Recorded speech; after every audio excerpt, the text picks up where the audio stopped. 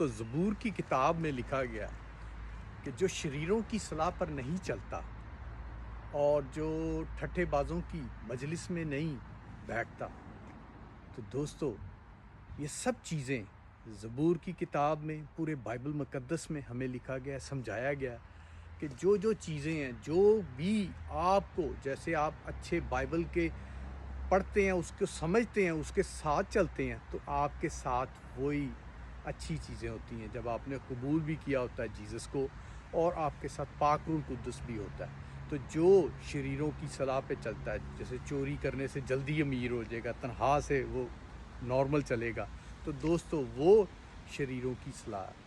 شریروں کی صلاح ہے شیطان کی صلاح ہے۔ شیطان شریروں کو بہکاتا ہے، شریر آپ کو، اور آپ گناہ ہی میں دستے رہتے ہیں۔ تو جو گناہ کی مزدوری ہے وہ موت ہے۔